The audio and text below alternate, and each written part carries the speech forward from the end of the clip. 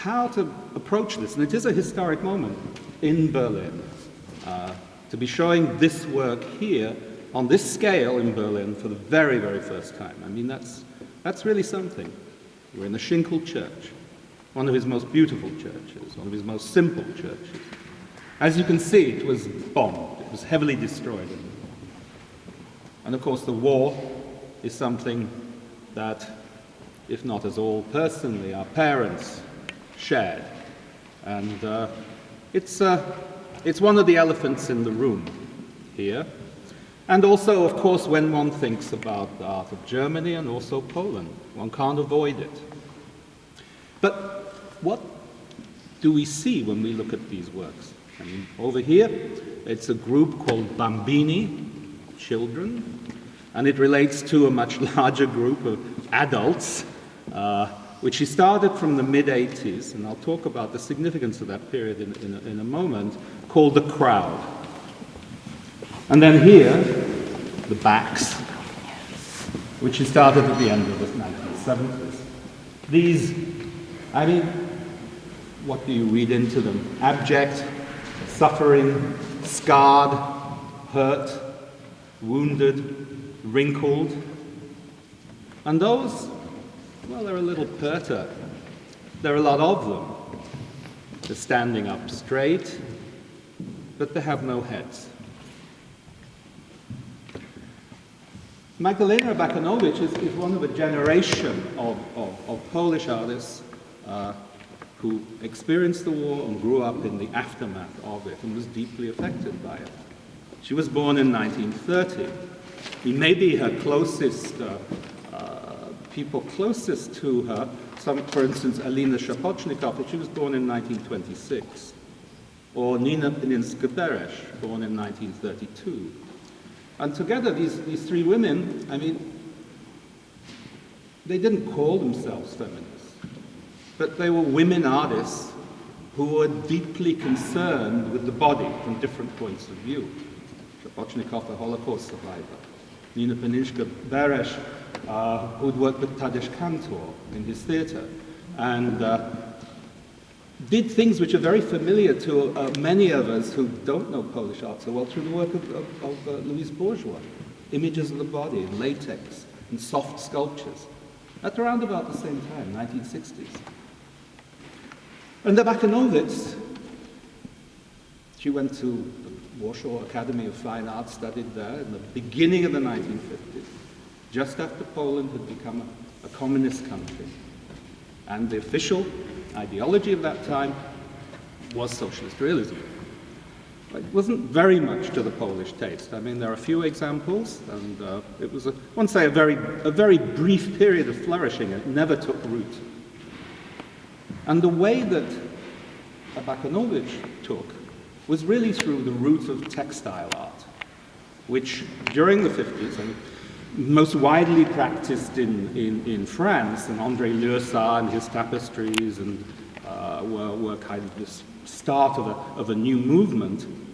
Abakanowicz and many others from the east of Europe, completely rethought what textile art was. It wasn't a thing just done by women, although a lot of them were women doing it, were making it, weaving it, knotting it, slashing it, but it was actually not a kind of craft, not a painting manqué. These were sculptures. They were free hanging in space, they were jutting out aggressively from the wall, and they were installations, because Abakanowicz in the 60s, by that time, she was making big hanging, look fantastic in here as well, structures that you had to walk and weave your way through. So from the textile art, which in fact gave her some kind of visibility in the work. And also what happened that happy day when Joseph Stalin died, and an even happier day in 1956 when Khrushchev actually admitted to the crimes of Stalin. It had a very good effect in Poland and Russia. And people could start to travel. They could start to travel to the West. And Magdalena Abakanowicz took full advantage of this. She was people were being very interested in her textile works. They were inviting her to go to different places. And in the West, whether it's Munich or London, she had a show at the Whitechapel Gallery in London in 1975, or New York, where she went just a little bit later, but she lived for a long time and taught on the West Coast in the United States. And many of her works have been there. In fact, her last great work, Agora, was completed only, 10 years ago now, in Chicago, which is 126 or something like that, cast iron, supersized figures. So, how did she get from these textile sculptures, sort of softish things? She coined a name for them. She called Abakans, after her own name, Abakanowicz. How did she get from those to the figure? And I mean, it's an interesting pathway, and it's a gradual process during the 70s and through the 80s. And certainly, part of this opening up in Poland was the impact of conceptual art there.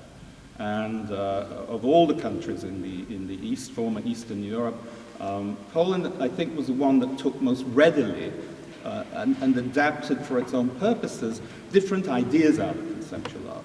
Not only the sort of non-specific object, but the idea of seriality, repetition of forms. And you can see that here very, very clearly in these works by Abakanowicz. And she's not involved so much in the mechanical, industrial replication of the same image, but there is a psychological effect through the replication of similar images. And actually, as part of that, through the realization that these similar images are not the same, and that actually they are very different. And I do urge you, if you haven't had the time already, to have a look at the Bambini here, and you'll see that each is individuated. Each is very, very different, and its mood is different. They have personalities. One's tempted to think of the Jin period Chinese warriors, were buried in 200 or 300 BC in China. And certainly this fed into her thinking as well. So you have conceptual art from particularly America on one side, and then you have the discovery of these warriors in China, where you have great pits of them, whole armies buried. Each one is different.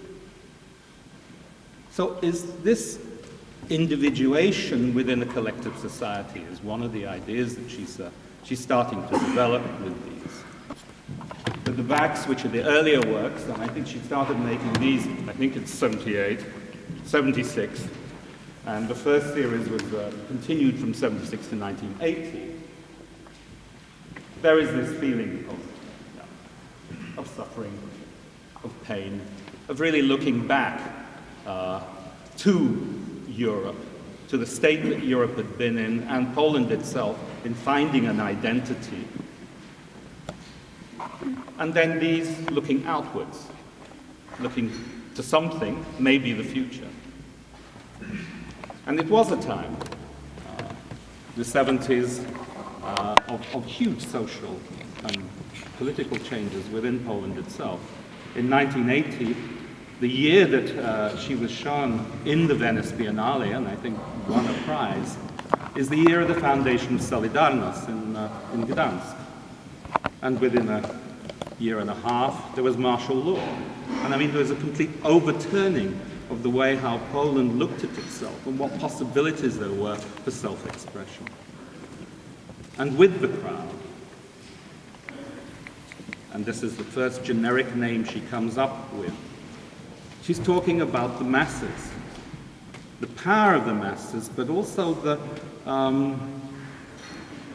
hysteria of the masses as well. Because it's something that one knows from history and could also sense in the present. That mass change, the masses wanting something different, can change things, but they haven't always got heads. Now, it's a very literal point to make, but it's one certainly that was taken. in that way at that time, as well as there being a certain sculptural simplicity to it. And of course, as well as thinking about conceptual art, one shouldn't forget Alberto Giacometti and his existentialist sculptures of the 40s and 50s, always striding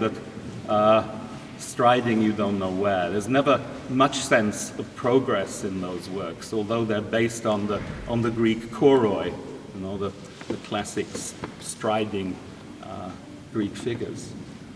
There's not really much classical reference in Abakanowicz's work, and particularly in the crowd.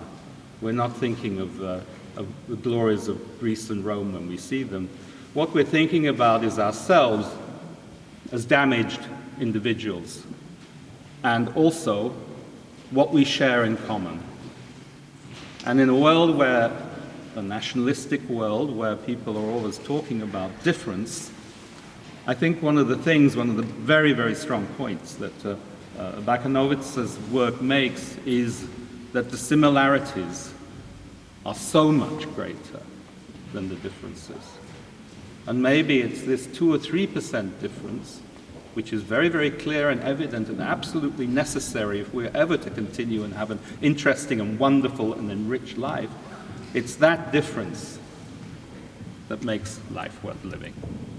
And I think, for me, as well as echoes of past and expressions of present, they're actually about this difference and the importance of it, and the need to continue making it.